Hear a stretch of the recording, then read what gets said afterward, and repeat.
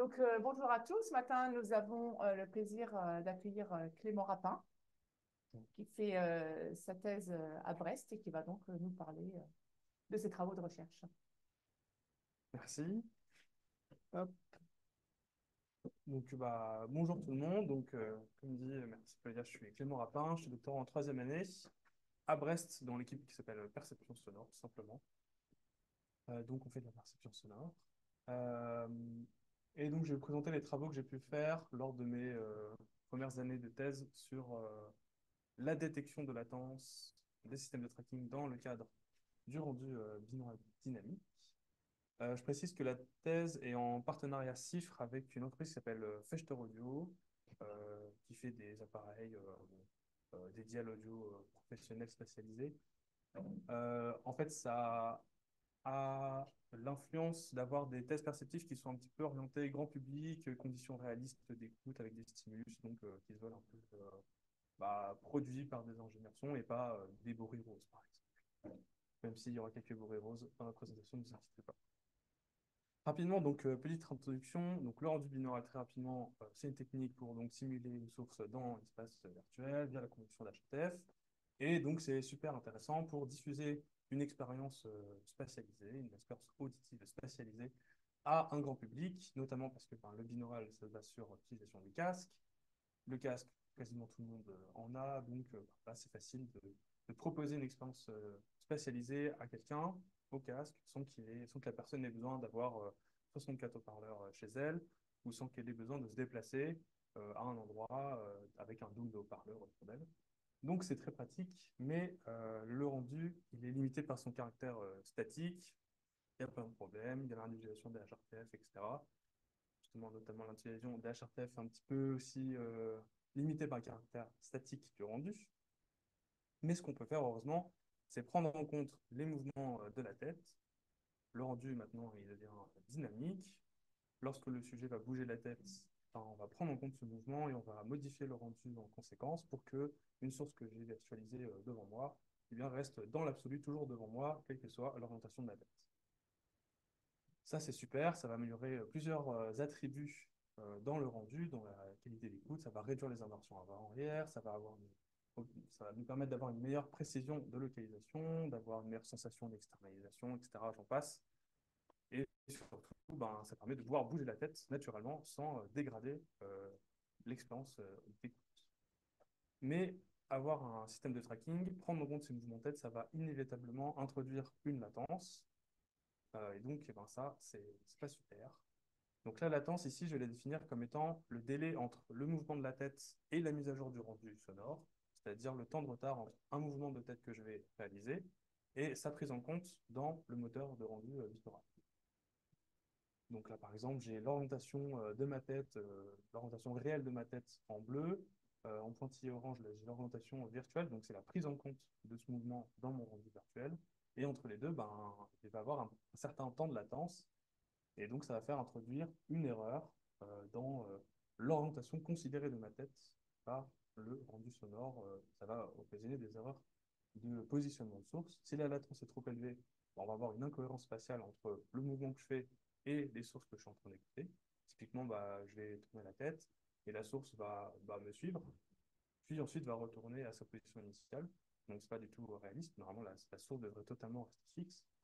Je peux avoir une sensation aussi d'élasticité. Donc, la source va globalement rester à sa position initiale, mais du fait de la latence, elle va légèrement osciller autour de cette position. Elle va se déplacer légèrement avant de revenir. Donc ça, c'est pas très agréable. Ça va, dans tous les cas, dégrader l'expérience d'écoute. Donc la question, c'est de savoir quel est le seuil de détection de cette latence pour éviter ce genre de phénomène, éviter d'avoir des incohérences spatiales dans le sonore. Quel est donc le seuil technique des systèmes que l'on doit obtenir, la performance technique des systèmes que l'on doit obtenir pour ne pas percevoir de latence dans notre rendu sonore. Donc cette estimation, elle a déjà pu être faite par le passé. Les études précédentes ont estimé que le seuil de détection de latence est compris entre 60 110 millisecondes selon l'étude, on va dire. Euh, le plus souvent, les sources qui étaient utilisées étaient des sources simples, donc le plus souvent dans toutes les études, sauf une, Les sources utilisées, c'était soit du bruit, soit de la voix, présentées frontalement devant un auditeur. Donc, ce n'était pas des scènes très réalistes. On n'avait pas des scènes complexes, des ambiances réalistes, etc. Les études ont aussi soit laissé libre le mouvement, soit ils l'ont imposé, mais il n'y a jamais eu de comparaison entre plusieurs mouvements de tête. Il y avait toujours un seul mouvement de tête, ou alors un mouvement laissé libre, donc pas vraiment d'indication de mouvement de tête.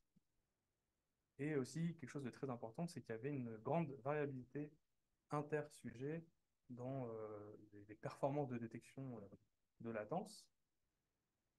Donc, l'hypothèse était en fait, dans l'étude précédente, de dire, ouais, mais en fait, les gens, s'ils n'ont pas eu la même performance de détection, si certains étaient plus performants que d'autres à détecter la latence, ça vient peut-être de leur mouvement de tête. Peut-être qu'il y en a qui ont bougé plus vite la tête. L'hypothèse était, les gens qui ont bougé plus vite la tête ont peut-être détecté plus facilement de la latence. Donc, leur seuil de détection est plus bas. Donc, ils ont essayé de regarder ça, mais il n'y avait jamais de corrélation entre le seuil de détection et la vitesse de rotation de la tête. Mais en fait, c'est pas si étonnant parce que dans les protocoles avec des mouvements imposés, les gens ont fait globalement le même mouvement. Donc, certes, il y avait des différences, mais elles étaient quand même assez faibles. Et dans le cas des mouvements libres, en fait, pareil, les gens, ils ont naturellement fait globalement le même mouvement, ou alors il n'y avait pas assez de sujets et l'analyse statistique, elle n'allait pas vraiment robuste. Donc, la question persiste. Est-ce qu'il y a un impact de la vitesse de rotation de tête sur la détection de latence? Est-ce que si je bouge plus vite la tête, je vais plus facilement détecter de la latence? En tout cas, c'est une hypothèse qui est quand même solide puisque tous les utilisateurs de tracking, les ingénieurs son, régulièrement nous disent c'est super le tracking, mais quand je commence à bouger un peu vite la tête, je commence à détecter la latence, donc ça marche plus du tout. Bon, pour étudier cette question, on va utiliser quel protocole? On va déjà regarder ce qui a été fait dans les études précédentes. Les études précédentes, on peut utiliser une comparaison par paire. Donc, déjà, première problématique, nous, on va avoir dans notre étude des mouvements, on va étudier cet impact des mouvements. Donc, quand on va avoir euh, une comparaison entre la condition A et la condition B, il va falloir qu'on s'assure que le sujet fasse exactement le même mouvement entre la condition A et la condition B. Donc, ça implique quelque chose, voilà, c'est pas forcément évident à faire. Donc, déjà, c'est un peu difficile. Et surtout, en fait, quand on va comparer condition A, condition B, avec typiquement ce qui a été fait, condition A, il n'y a pas de latence, condition B, il y a une latence additionnelle. En fait, on ne va jamais comparer pas de latence avec une latence additionnelle. Il y a toujours un temps de latence, même s'il est minime. On va le considérer indétectable, mais il est quand même présent. Et on ne peut pas savoir s'il est vraiment indétectable. Donc, faire une comparaison par paire, on va comparer deux valeurs de latence, alors que la question va être typiquement, lequel des extraits présente une latence, ou lequel des extraits présente la latence la plus élevée. Donc, ces éléments nous ont poussé à faire le choix d'un protocole en jugement absolu, aussi puisque le protocole de jugement absolu il est plus proche d'une condition réaliste, dont quand on va être face à un système de tracking, il va avoir une latence, on va essayer de la détecter ou pas, mais on ne va pas pouvoir changer sa latence. Donc, on va être plus proche d'une condition de jugement absolu. Ça tombe bien, les études précédentes ont pu également utiliser des jugements absolus. Donc, je dis ça, mais en fait, la première étude, ce n'était pas vraiment un jugement absolu, c'était un protocole un petit peu hybride. Il y avait un pré-test avec des comparaisons par paire pour fixer des conditions initiales. Bref, c'est pas un protocole qu'on peut vraiment qualifier de protocole absolu et on ne peut pas vraiment le réutiliser dans le deuxième protocole qui a été utilisé. Certes, c'était un protocole absolu, mais il était très discriminant. Il y avait 2800 essais. À chaque fois, c'était des essais de 20 secondes avec que du bruit. À chaque essai, on donnait un feedback sur est-ce que oui ou non il y avait de la latence, est-ce que oui ou non le sujet il avait raison de dire ah oui, là il y a de la latence. On donnait aussi comme instruction au sujet de trouver des stratégies de mouvement pour qu'il détecte la latence. Bref, c'était vraiment un protocole qui favorisait la détection de latence. Donc pareil, lui, on l'a jugé trop discriminant. On ne peut pas le réutiliser dans notre cas. Autre élément que je vous indique tout à l'heure, c'est qu'il y avait une grande variabilité intersujet. Donc ce qui serait le plus pertinent, c'est quand même de prendre en compte cette variabilité intersujet. Et pour faire ça, on pourrait utiliser une procédure adaptative. Donc finalement, on va élaborer un nouveau protocole, puisque aucune étude n'a utilisé à la fois un jugement absolu et à la fois une procédure adaptative. Donc on fait un nouveau protocole qui mêle jugement absolu, procédure adaptative. Super, donc on a notre protocole.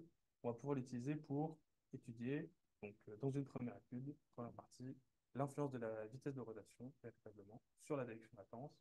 Est-ce que quand je bouge plus vite la tête, je vais plus facilement détecter la latence?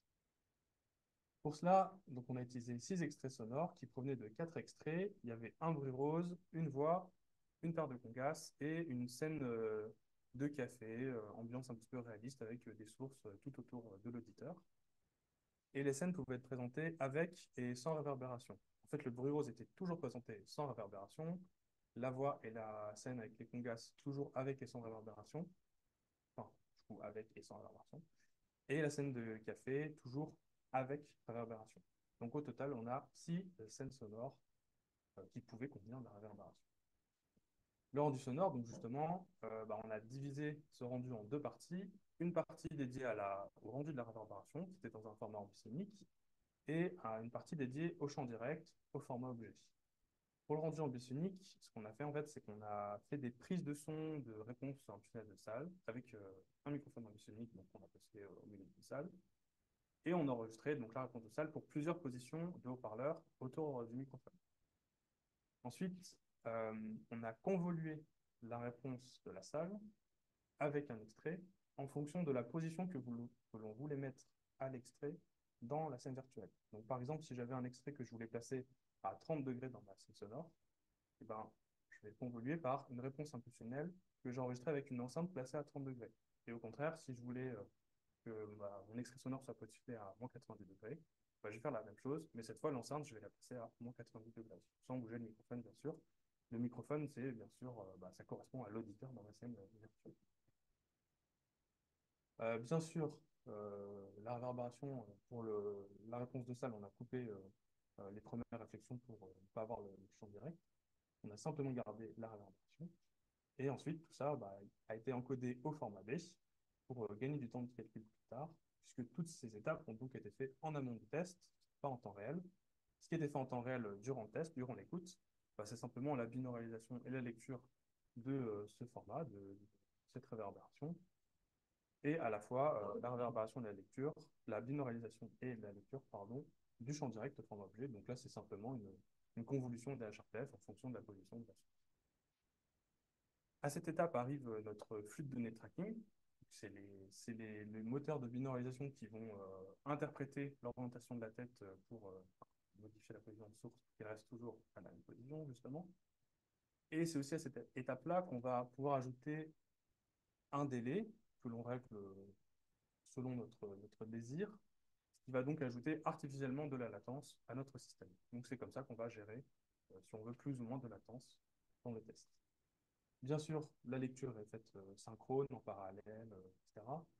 Et puis les sorties sont sommées pour être écoutées au casque par notre sujet. Le système de tracking, donc celui qu'on a utilisé, c'est un tracker qui s'appelle le T3, donc audio. C'est une centrale inertielle cadencée à 100 Hz. Et le paramètre important, c'est sa latence initiale. Parce que si la latence est trop élevée, ça ne sert à rien. Donc pour ça, comment on l'a mesuré? C'est pas forcément évident de faire une mesure de latence. Nous, la méthode qu'on a utilisée, donc, c'est de placer notre système de tracking sur une surface plane, une table, typiquement, et on ne le touche pas. Voilà, il est fixe. On va aussi prendre un microphone. Donc là, on a à la fois le flux de données tracking et un flux de données microphoniques. Très bien, donc on a 2 signaux, tous les deux plats, puisque le tracker ne bouge pas et qu'on fait silence durant la mesure, donc pas de pause. On va venir taper, attention, il ne s'agirait pas de casser un microphone, mais on vient tapoter légèrement donc, notre système de tracking avec un microphone. Ça va donc provoquer un pic audio qui correspond au moment où le tracker commence à bouger. Ensuite, le tracker bouge, parce qu'on l'a fait bouger, donc il va envoyer sa nouvelle position. Et finalement, le temps qui sépare le mouvement du tracker réellement et la prise en compte de ce mouvement, c'est le temps de latence, comme je l'ai dit, c'est le temps qui sépare donc le clic microphonique avec la première nouvelle donnée de tracking dans mon flux de données. Donc j'ai juste à mesurer ce temps-là. Pour mon système, la latence elle est donc de 23 millisecondes environ. Et si je rajoute la latence totale du système, donc si je prends en compte toute ma chaîne, avec typiquement le moteur de mémorisation, la lecture, etc., là j'arrive à un peu moins de 32 millisecondes, ce qui est une valeur donc tout à fait correcte pour effectuer un test sur la latence. Le mouvement de tête, donc on a imposé 3 mouvements de tête lors de l'étude, c'est quand même notre condition principale, un mouvement de tête par session. Donc on avait la session avec le mouvement de tête avec vitesse lente, SM pour slow movement, un mouvement de tête à vitesse modérée, moderate movement, MM, et un mouvement de tête à vitesse rapide, fast movement, FM. Le mouvement qu'on a imposé, il était discontinu. Donc, voilà à quoi ça ressemblait. Globalement, la tâche, c'était de regarder devant soi, tourner la tête à droite, attendre, faire une petite pause, revenir au centre, attendre. Et pareil pour la gauche, on fait un mouvement de tête, on attend, on revient au centre et on attend. Pourquoi on a fait ce mouvement discontinu? Parce qu'on avait justement trois vitesses. Et donc la différence entre les trois mouvements de tête, c'était le temps de pause à chaque fois. Donc en fait, si j'ai un mouvement lent, je vais tourner la tête et je vais attendre à peu près autant de temps. Et si j'ai un mouvement rapide, je vais tout de suite bouger la tête et je vais attendre un petit peu plus longtemps avant de recommencer mon mouvement. Le but, c'était d'avoir toutes les 2 secondes, en fait, vous voyez, toutes les 2 secondes, j'ai le début d'un mouvement. Je commence un mouvement, 2 secondes plus tard, j'ai un autre mouvement, quelle que soit sa vitesse. Bon, ce mouvement, il était quand même difficile à faire, c'est pas forcément intuitif de faire ça. Donc, il y avait une phase d'entraînement avant chaque session. Vu qu'il y avait un mouvement par session, voilà, avant la session mouvement moyen, mouvement modéré, on avait l'entraînement pour réaliser ce mouvement. Et pendant toute la session, on n'a fait que ce mouvement. L'entraînement est constitué à fixer ce curseur visuel. Donc, on a 2 curseurs visuels. Un en bleu, c'est la cible, c'est le mouvement qu'on attend du sujet, avec une petite tolérance quand même. Et il y avait ici en orange le mouvement en temps réel du sujet. Le sujet, c'était le but du jeu, dans un premier temps pour s'entraîner, c'était simplement de suivre la cible bleue et de ne pas, voilà, de rester dedans, quelle que soit sa position. Donc il y avait un petit jeu d'entraînement comme ça. Et ce petit jeu était aussi accompagné d'un indicateur sonore, pas binauralisé, rien, c'était simplement de la mono, bien sûr. L'indicateur, il était simplement là pour dire quand bouger la tête, quand faire des pauses, etc. Donc, voilà, c'était simplement pour faciliter encore l'entraînement. Donc, bon, ce qu'il y a à retenir, c'est qu'il y avait ces 3 mouvements imposés, ils étaient difficiles, donc entraînement, et au bout de une dizaine de minutes, une quinzaine de minutes, tous les sujets étaient capables de reproduire les mouvements assez facilement et sans trop se poser de questions. C'était quand même le but. Très bien, donc on a 3 sessions, une session par mouvement de tête, avec 3 mouvements de tête, donc 6 scènes sonores, donc on a estimé la latence pour 18 conditions différentes. À chaque fois, les sujets devaient donc écouter l'extrait sonore. Pendant qu'ils écoutaient l'extrait sonore, ils devaient faire leur mouvement de tête. À la fin de l'extrait sonore, ils avaient terminé leur mouvement de tête, tout était bien calé, bien sûr. Et une fois qu'ils avaient fait ça, on leur demandait, OK, est-ce que vous avez ressenti de la latence lors de votre mouvement de tête? Vous pouvez répondre soit par oui, soit par non. Et donc, comme je l'ai dit plus tôt, on a utilisé une procédure adaptative. Donc, en fonction de leur réponse, si les sujets me disaient ah non, moi, je n'ai pas du tout détecté de latence, et ben, la latence lors de l'essai suivant augmentait. Au contraire, si la personne disait ah oui, moi, j'ai tout de suite détecté de la latence, et ben, la latence lors de l'essai suivant diminuait. Au fur et à mesure, on oscille donc autour de leur seuil de détection. Notre procédure adaptative, elle durait 10 inversions. Et on a estimé le seuil de détection comme étant la moyenne des valeurs atteintes lors des 6 dernières inversions. Donc on ne garde que les 6 dernières inversions, que les valeurs atteintes lors des 6 dernières inversions. On fait la moyenne et voilà, on estime que c'est le seuil de détection de latence de notre sujet pour cette condition. Et on fait ça pour chaque condition. Au total, il y avait 13 sujets dans le test. Donc on va considérer que c'était des naïfs, certes, donc c'était des étudiants en école d'ingénierie du son. Ils avaient une certaine écoute critique, mais ce n'étaient pas du tout des experts en binaural, même, et surtout pas en binaural dynamique. Pour la plupart, c'était vraiment la première fois qu'ils écoutaient du binaural. Donc, dans ce sens, on peut considérer que c'est des naïfs. Avant de regarder les résultats, je dois m'assurer que les sujets ont correctement réalisé les mouvements que je leur ai demandé. Donc, je regarde ça. Voici les 3 mouvements avec les médianes pour chaque mouvement. Je fais une analyse et je vois qu'effectivement, voilà, les 3 mouvements, les 3 vitesses effectuées sont véritablement différentes. Et aussi, plus important, chaque sujet a fait 3 mouvements de tête totalement différents. Donc, je peux considérer que mes 3 vitesses de mouvement, c'est 3 conditions de mouvement différentes. Je regarde maintenant ce qui m'intéresse, l'influence du mouvement. Est-ce que quand je bouge plus vite la tête, je vais avoir plus de facilité à détecter la latence? Ça, c'est le seuil de détection en fonction de la condition de mouvement, donc mouvement lent, moyen et rapide. Les seuils, bon, ils sont à peu près pareils, et effectivement, pas de différence significative entre les conditions. Donc, quel que soit le mouvement que j'ai effectué, je vais arriver au même seuil de détection de latence. Il n'y a pas eu d'influence de la vitesse de rotation de tête sur la détection de latence. Bon, je regarde autre chose. Est-ce qu'il n'y a pas une influence de l'extrait? Là, effectivement, oui, il y a une influence de l'extrait. Bon, alors, il y a beaucoup d'effets, mais l'effet principal, c'est que la latence était plus facile à détecter pour un extrait type bruit rose. Et au contraire, elle était plus difficile à détecter pour une scène un petit peu plus complexe, donc la scène de café avec, quand je dis une scène complexe, c'est une scène en fait qui contient plusieurs sources autour de l'auditeur. Donc bon, ça c'est un résultat qui était déjà présent dans la littérature aussi, que pour les scènes complexes, la latence était plus difficile à détecter. Il n'y a pas de surprise à ce niveau-là. On peut aussi regarder l'effet de la réverbération, vu que j'avais deux extraits présentés avec et sans. Pour chacun des extraits, je regarde s'il y a des différences entre les deux conditions de réverbération et non, pas d'effet de réverbération. Donc, que l'extrait soit présenté avec ou sans réverbération, ça n'a pas eu d'influence non plus sur la détection de la fausse. Et je précise aussi ici, il n'y a pas d'interaction avec le mouvement, il n'y a pas de. Donc, une interaction entre guillemets, parce que c'est des analyses non paramétriques, mais il n'y a pas d'interaction extrême. Bon, qu'est-ce qu'il y a d'autre comme résultat intéressant?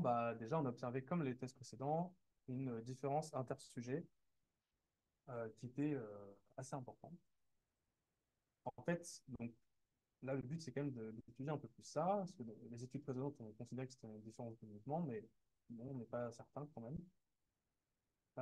Les différences intersujets, en fait, elles sont de deux natures. Il y avait des différences d'ordre de performance globale. Par exemple, là, le sujet 1, il arrive plus facilement à détecter la latence que le sujet 10. Lui a plus de mal, quelle que soit la condition. Et il y avait aussi des différences d'ordre de l'influence du mouvement. Par exemple, entre le sujet 2 et le sujet 4, ils ont à peu près le même seuil de détection moyen, mais on voit que pour le sujet 4, il obtient ce seuil quel que soit le mouvement qu'il fait, alors que le sujet 2, il a l'air d'avoir une véritable influence du mouvement sur sa réponse. Donc, est-ce que nos résultats ne sont pas biaisés à cause de ces deux types de différences? Pour ça, on va appliquer une transformée en Z. Ça va nous permettre de nous affranchir de la performance globale. On va lisser tous les résultats moyens, tous les statistiques, pour garder uniquement des différences intersujets d'ordre d'influence du mouvement.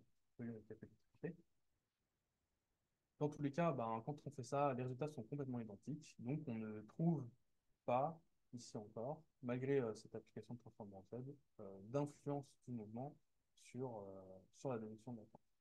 Les résultats n'ont pas changé. Donc, visiblement, ces différences intersujets ne sont pas dues à la différence de mouvement. Il y a aussi un autre résultat, c'est que le seuil global qu'on a retrouvé dans cette étude, il était quand même plus élevé que dans les études précédentes. Dans l'étude précédente, donc le seuil était estimé entre 60 et 110 millisecondes. Mais dans cette étude, l'estimation du seuil elle est plutôt entre 150 et 240 millisecondes. Bon, alors d'où pourrait provenir cette différence? Déjà, il y a la différence de protocole. On a utilisé un protocole donc en jugement absolu avec une procédure rotative qui n'était pas forcément en faveur de la détection de latence. Les autres études ont plutôt utilisé des protocoles qui favorisaient un petit peu la détection. Bon, visiblement, cette différence n'est pas forcément si étonnante. Néanmoins, la différence est quand même assez grande. Est-ce qu'il n'y aurait pas autre chose? C'est vrai que nous, dans le test, là, on a utilisé des HRTF non individuels, des HRTF de KU100, qui sont des génériques, classiques. Les études précédentes ont plutôt utilisé soit une présélection d'HRTF, soit des HRTF individuels. On a quand même, nous, fait le choix des HRTF non individuels parce que c'était une condition qui était plus écologique. Lorsque, entre guillemets, le grand public passe à un rendu binaural, il y a plus de chances qu'il écoute avec des HRTF non individuels, surtout s'il y a du tracking. Et dernière chose, nous, le sujet, ils étaient plutôt naïfs. Comme je l'ai dit, ils avaient une certaine écoute critique, mais ce n'étaient pas des experts en binaural. Dans les études précédentes, on avait plutôt utilisé des sujets expérimentés, soit des chercheurs, soit des ingénieurs son en audio spatial dynamique. Bon, on va faire une étude complémentaire pour voir si Certains de ces paramètres n'ont pas une influence sur le seuil de détection de latence. Déjà parce que bah, c'est intéressant que ça n'a pas été fait, et aussi pour vérifier si on ne s'est pas trompé, nous, dans nos résultats. Donc, deuxième test complémentaire sur l'influence de l'HRTF et de l'expertise du sujet sur le seuil de détection de latence.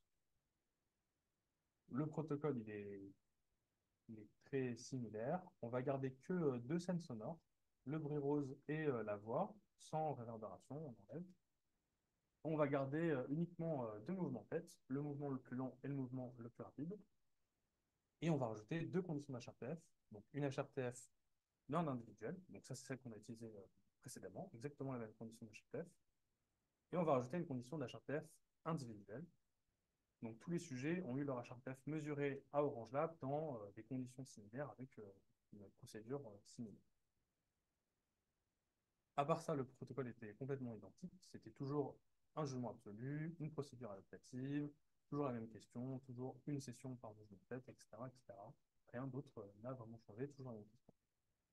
Et cette fois, on a eu 18 sujets. Cette fois, on peut considérer que c'est véritablement des experts. Donc, ils sont suffisamment experts pour avoir leur HRTF individuel.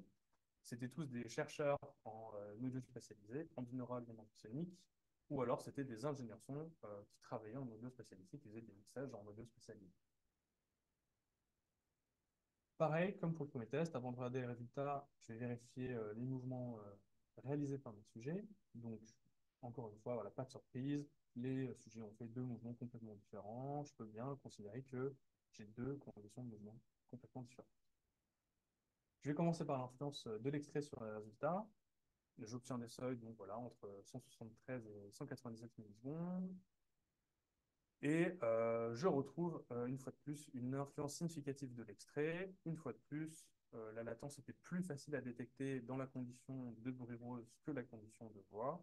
Bon, c'est un résultat qui est complètement identique au premier test, à la fois d'un point de vue des seuils et aussi de l'influence de l'extrait. Très bien, bon, maintenant je vais regarder le mouvement. Donc j'ai mes deux mouvements, mouvement lent, mouvement rapide. Cette fois, le seuil de détection donc, pour le mouvement lent, il est de l'ordre de 220 millisecondes, le mouvement rapide de 165 millisecondes. Là, ça a quand même un petit peu diminué. Et effectivement, eh ben, là, je retrouve une influence significative du mouvement sur la détection de latence. Donc cette fois, eh ben, si je bougeais plus vite la tête, c'était plus facile de détecter de la latence. Donc ce résultat, du coup, il est en désaccord avec notre premier test. Mais en même temps, bah, ça, c'est un autre groupe. On a des experts. Ok, très bien. Bon, j'avance, je garde ça en tête. Je vais regarder l'influence de l'HRTF. Est-ce que si j'écoute avec mon HRTF individuel ou non, je vais avoir une performance différente? Je vois que bon, les seuils sont globalement identiques, il n'y a pas vraiment de différence et effectivement, pas d'influence significative de l'HRTF. Donc, que j'écoute avec mes propres HRTF ou avec une HRTF générique, bon, là, ici une HRTF de Calusan, je vais avoir la même performance de détection de latence. Il y a quand même encore une fois, interaction sur mon paramétrique entre les HRTF et les extraits de mouvement. En fait, ce qui m'intéresse ici, c'est de voir l'influence de la vitesse pour chacune des conditions. Donc, j'ai tracé ben, voilà, chacune des conditions. En bleu, le résultat pour le mouvement lent. En orange, le résultat pour le mouvement rapide. Et ce que je vois, c'est qu'à chaque fois, quand j'avais effectué un mouvement rapide, eh ben, j'ai diminué mon seuil. C'était plus facile de détecter la latence avec le mouvement rapide. C'était toujours le cas, sauf pour une condition qui était la condition voix avec HRTF individuel. Donc, bon, qu'est-ce que ça voudrait vouloir dire? Finalement, la voix, c'est un extrait qui est assez commun. On a l'habitude d'écouter de la voix, même si la voix ici n'était pas connue. Et bon, la HRTF individuelle, bon, bah, c'est nos HRTF, donc forcément, on est habitué d'écouter avec. Et du coup, peut-être que dans cette condition, ben, le fait d'avoir voilà, deux éléments qui sont habituels, on va dire, à peut-être minimiser l'influence de la résolution de tête. En fait, plutôt euh, d'avoir ces éléments habituels, bah, finalement, même en faisant un mouvement lent, grâce à ces éléments, bah, on a quand même réussi à détecter de la latence. Ok. Encore une fois, il y avait des différences intersujets.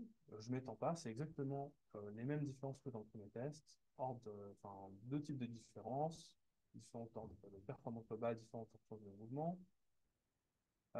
Encore une fois, on a essayé de s'affranchir des performances globales avec une transformée en Z. Bah, les résultats sont restés inchangés.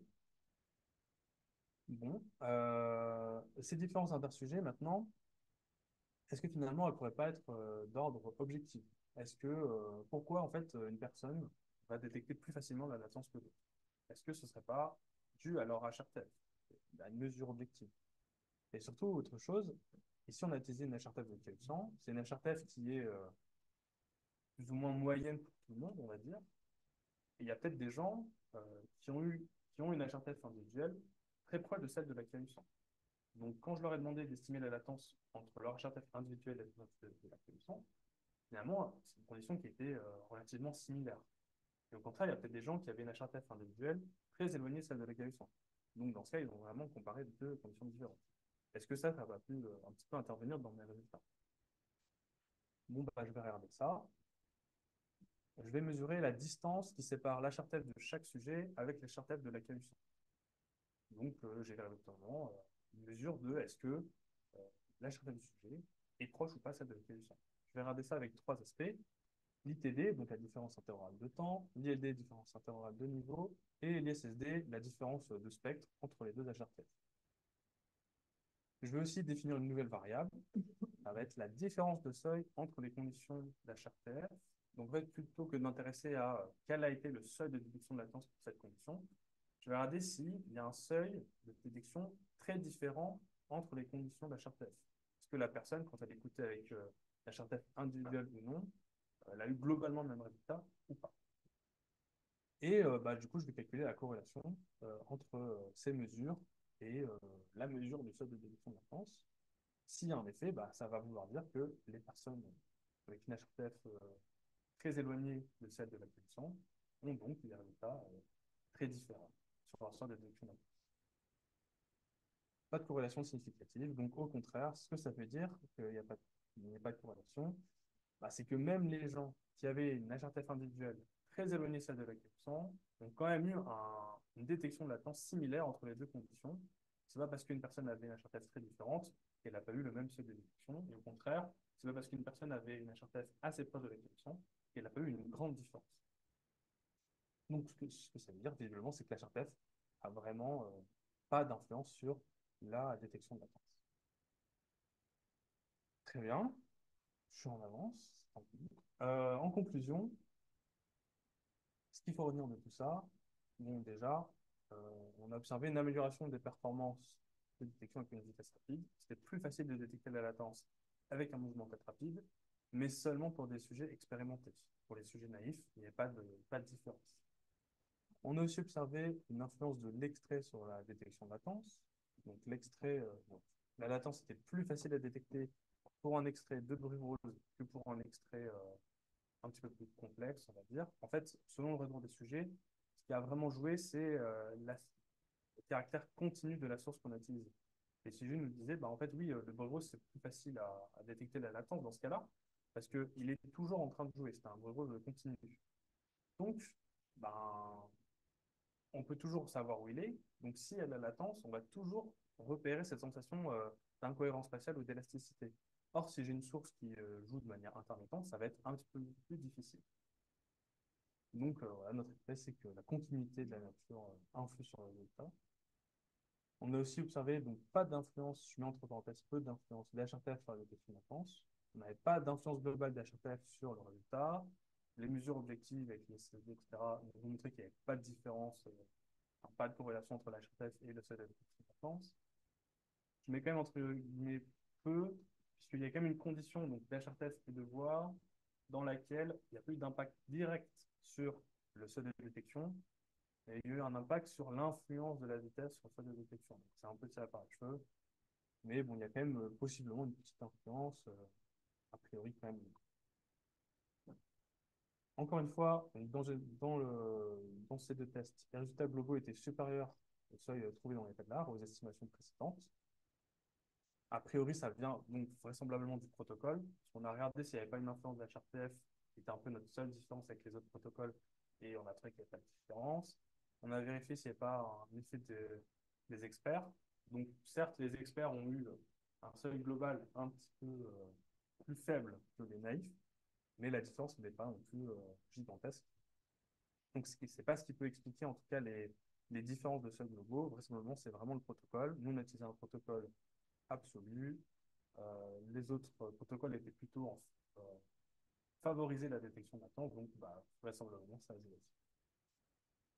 On a aussi observé une importante variabilité intersujet, toutes les études, à la fois celle-ci et les précédentes. Donc, d'où pourraient venir ces variations. Les études précédentes ont plutôt estimé que ça pouvait venir du mouvement, on vérifiait que c'était le cas. Nous, on a essayé de voir si ça pouvait pas venir d'une mesure objective dans certaines mesures.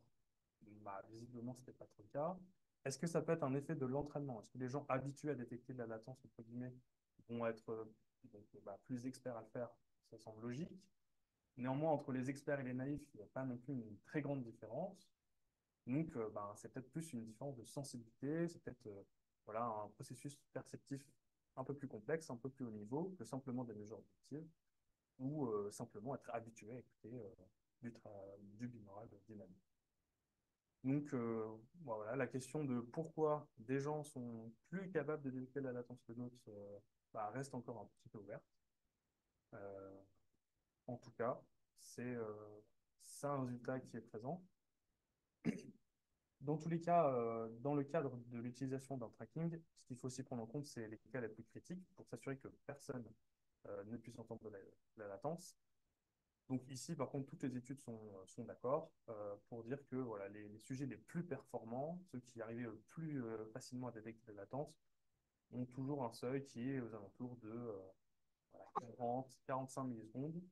Donc, ben, ce qu'il faut retenir, c'est aussi que si vous avez un rendu binaural en dynamique, mais que votre latence elle est supérieure à environ 40-45 millisecondes, ben, certaines personnes risquent d'expérimenter la latence.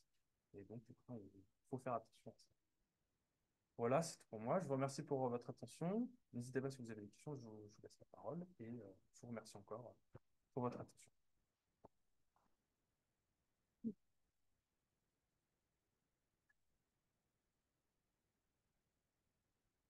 Alors, Jean-Luc parle très fort parce que le micro est ici.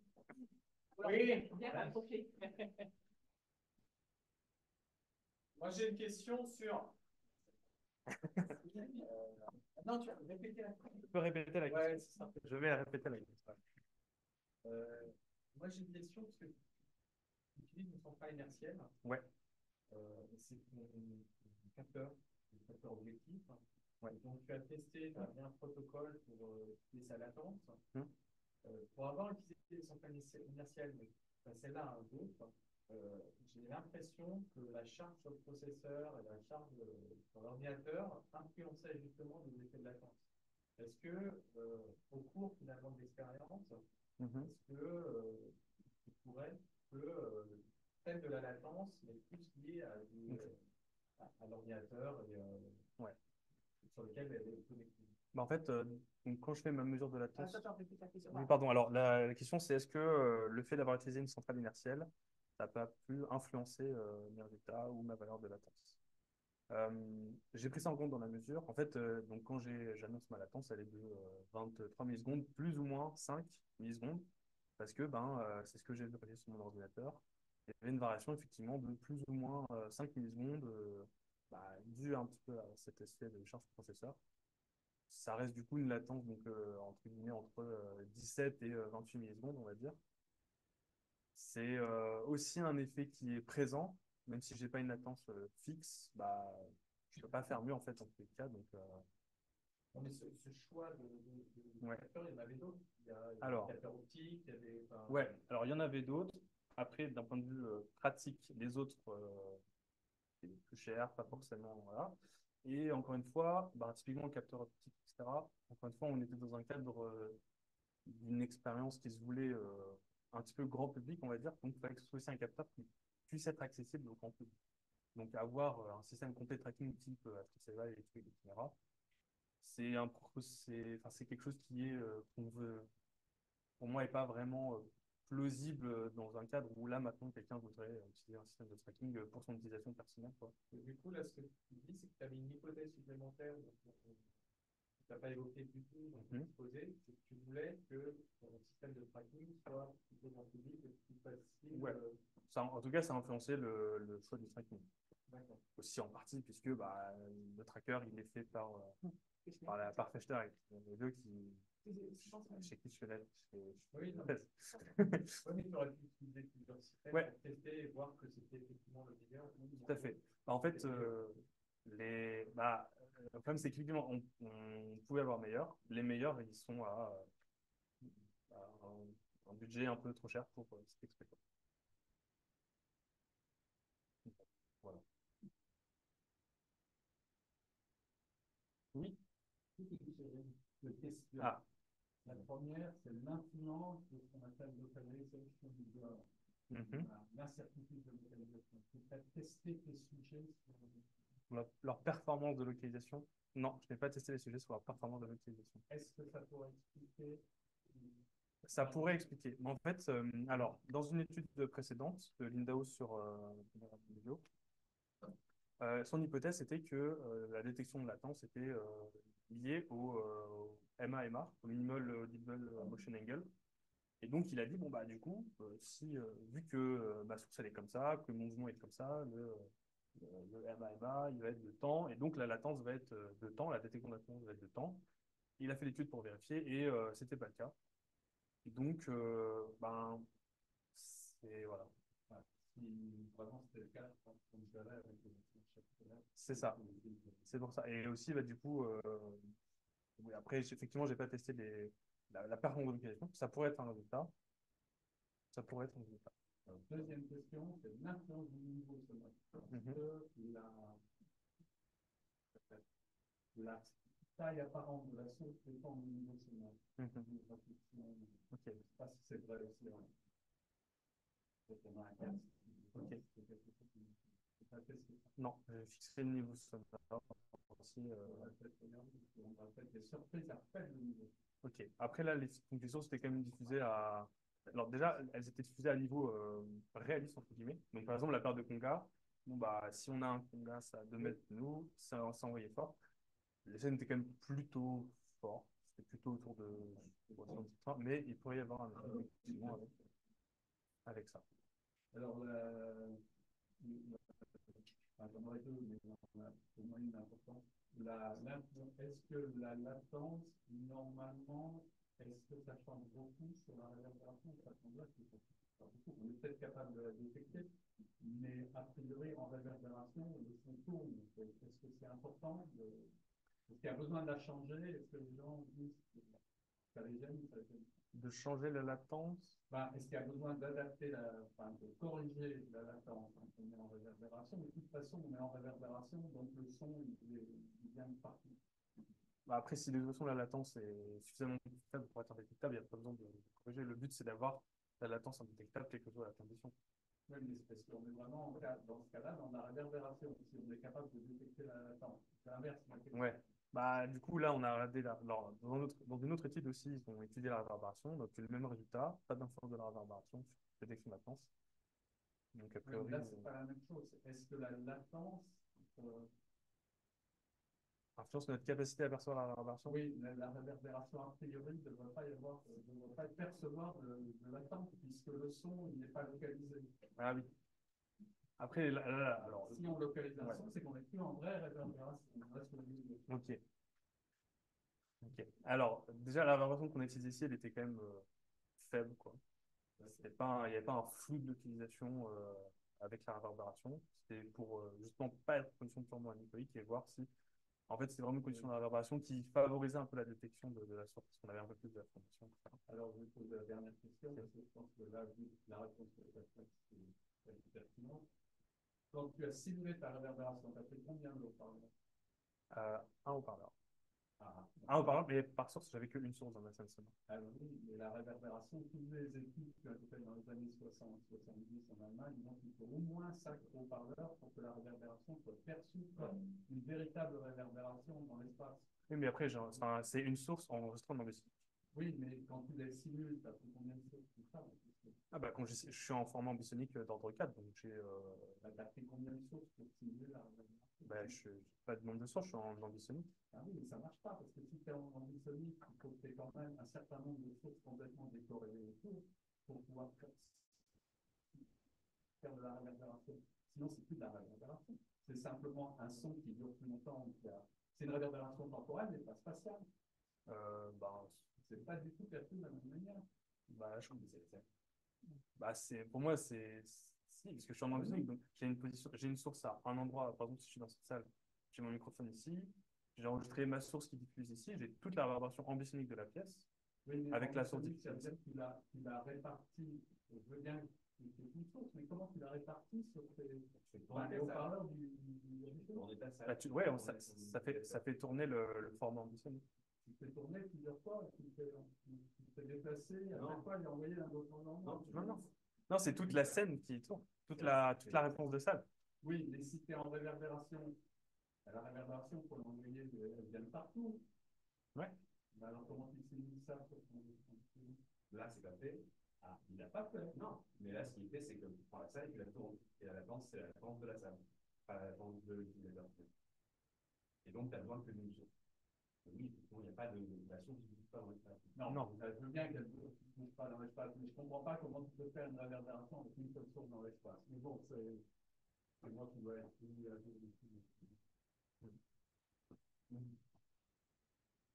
L'ordre en dessous que j'ai utilisé, c'était 4.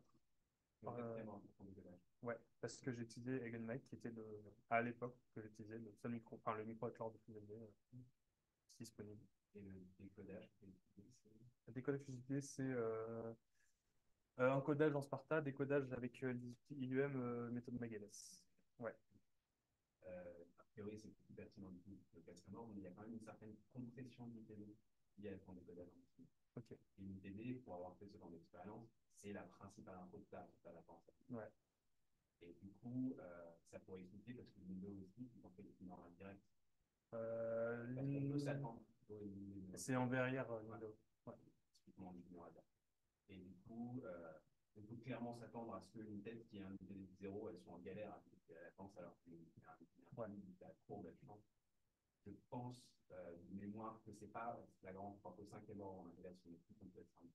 Ok. Mais ça pourrait être Ok. Et du coup, seulement dans des conditions réverbérées, parce que c'est le cas pour 2 extraits sur 6 du coup, et que pour le premier test. Dans les autres, sont en binaural direct. En binaural direct, pas de réverbération, c'est que le son direct. Que la binauralisation directe, sans réverbération. Le moteur binaural c'est la même chose, c'est le SPAT.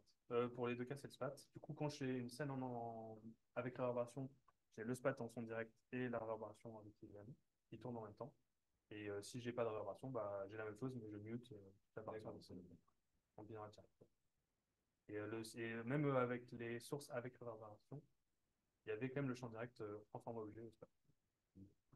C'est vrai que ce qui est étonnant, c'est que tu as une trajectoire rapide avec de l'ordre au moins une trajectoire les plus rapides. C'est vrai qu'on est à 2 fois le seuil. Ouais. Tu as proposé une trajectoire de vitesse maximale rapide, ouais. Et par exemple, en mode A, pas beaucoup, donc c'est ça qui est à 150 millions. Ouais. On peut les solutions à 100, 180, ouais. Je conçois que l'aller-retour du protocole, effectivement, il y a encore j'ai eu de la chance. Ouais. Et j'ai aussi, alors j'ai pas précisé ici, mais j'ai aussi filtré les sujets par rapport au process adaptatif pour m'assurer de garder ceux qui avaient correctement fait le process adaptatif. Donc à chaque fois, j'ai dû trier 2 sujets parce que justement, l'écart type sur les dernières impressions, en fait, c'était vraiment complètement paumé, quoi. Donc même à la fin du process, ils oscillaient trop loin, quoi. Et, donc, j'ai exprès. C'est pas pertinent pour la mémoire, mais ça peut être intéressant de regarder comment les différents systèmes utilisés par Linux et par Carpenter ils font pour faire leur fenêtre de licence en binaural. Parce que finalement, j'imagine que si tu utilises un système qui va faire du FIFO et jamais qui se garde les événements, il va y avoir une latence beaucoup plus importante puisque le moteur est en galère à suivre. Ouais. Alors que si Windows ils ont utilisé quelque chose qui va dire, bah voilà, là on a 40 degrés de retard, vire les 3 qui sont là et on se le met immédiatement. C'est pas le même niveau de. Carrément. Mais ouais, ça c'est de l'information. Je leur envoie un mail sur des expédients d'antan pour certains. Pour avoir l'info. Mais Windows, c'est. Les infos pour citer Windows, les a. Ok. Les infos pour Carpentier, oui. Le connaissant, il a pas. Merci. Ouais, ouais. J'ai quelques réserves un peu sur tes conclusions parce que, bon, quand tu as un effet statistique, oui, tu peux dire qu'il y a un effet, mais quand tu n'as pas d'effet statistique, Oui. toi, tu conclus qu'il n'y a pas d'effet. Je ne peux pas dire qu'il y a Et pas d'effet. tu ne peux pas l'affirmer, et surtout que tes données ne montrent pas forcément qu'il n'y a pas d'effet. Et quand tu dis, ah, mais ma deuxième expérience, elle contredit ma première, moi, elle ne contredit pas. La première expérience, tu ne peux pas conclure, la deuxième, tu conclus. Ouais. Mais la première expérience, en fait, si tu regardes un peu tes sujets, tu pourrais presque les diviser en deux groupes. C'est vrai, mais Alors après, il y a beaucoup de gens j'ai qui pas ne assez peuvent de temps pas le pour faire. faire. Mais du coup, de dire qu'il n'y a pas d'effet, je C'est pense pas vrai. que tu puisses le dire. Parce qu'en fait, il y a des gens où tu vois quand même un effet assez fort sur la moitié des personnes. C'est vrai. Et donc, ce serait peut-être plus que avec des experts, bah, tu as eu plus de gens qui sont rentrés dans les bonnes cases et qui, du coup, te montrent l'effet. Ouais. Et quand tu n'as pas les experts, et ben, en fait, tu en as certains qui arrivent, il y en a d'autres qui n'arrivent pas, mais tu ne peux pas C'est conclure. Donc, c'est plus. C'est vrai. Voilà. Donc, et il y a plein d'endroits où tu dis, bah, j'ai montré que c'est pareil. Non, tu n'as Ouais, pas ouais. du tout montré que c'est pareil. C'est vrai. C'est un but de langage total. Voilà. Je n'ai pas le droit de dire ça. Voilà. Et Ok. il y a des endroits, ben, en plus, tu as quand même, tu vois quand même des variations. Bon, elles sont pas significatives, mais tu peux dire c'est pareil. Non, je ne pas conclure. Et donc, ne dis pas en plus qu'on expérience, elle contredit, parce qu'en fait, non, elle ne contredit pas. Je pense qu'elle vient affiner les résultats que tu peux, sur lesquels tu as passé de gens qui ont fait. Effectivement. Merci. Ouais. Ouais, deux questions qui sont liées. C'est, tu avais l'air de dire qu'il y avait quand même, quand tu montrais les répartitions des mouvements, ouais. Il y avait quand même une assez grosse variabilité. Notamment, on voyait que certains, pour leur mouvement moyen, en fait, ils allaient aussi vite que certains pour les mouvements rapides. Et du coup, quand tu montes la variabilité, est-ce que il ne pourrait pas y avoir un lien entre la variabilité de la vitesse de mouvement et la variabilité de celle de détection? Ouais. Alors, on a fait les analyses de corrélation entre, enfin, comme les autres, purement la vitesse des sujets et purement leur seuil de détection. On n'a pas trouvé de corrélation significative sur ça. Et aussi, bah, par exemple, là, sur cette figure, donc, par exemple, ceux qui ont un mouvement moyen quasi identique au mouvement rapide, en fait, malgré ça, en fait, les gens qui sont la personne qui est la plus haute en mouvement moyen, c'est aussi la personne qui est la plus haute en mouvement rapide.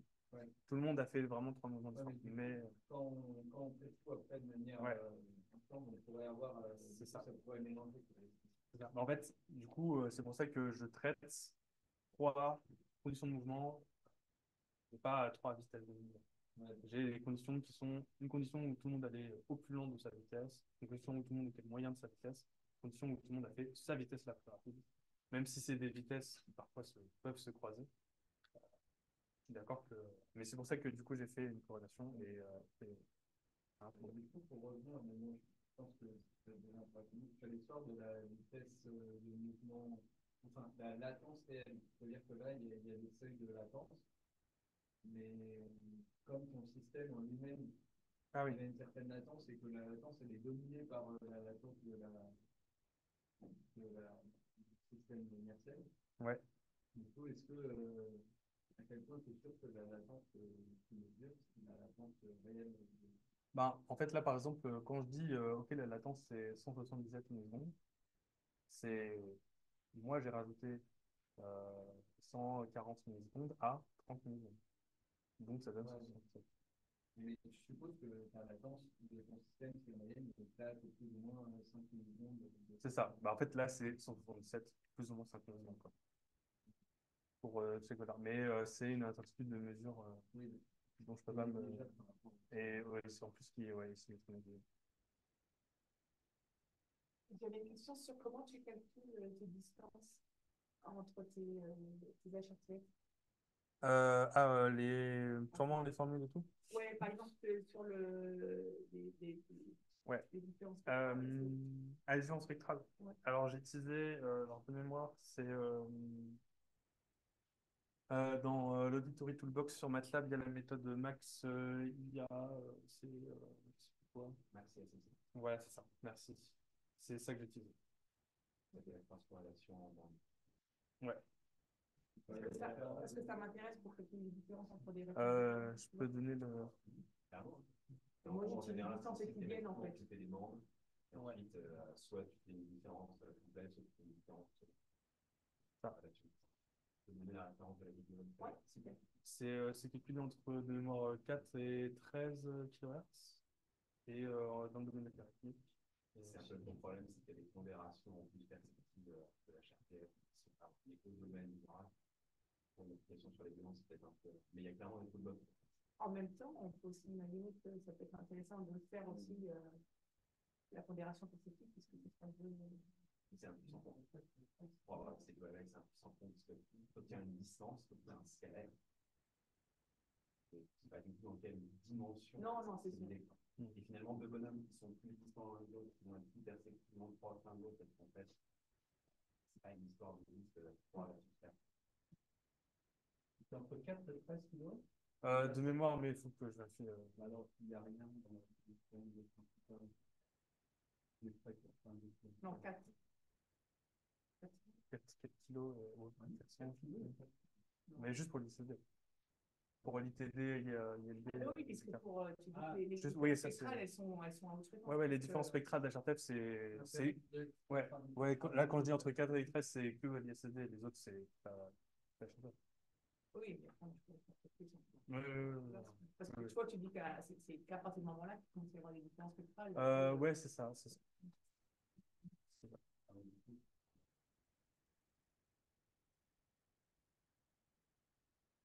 Bon. Eh bien, merci Clément. Merci à vous.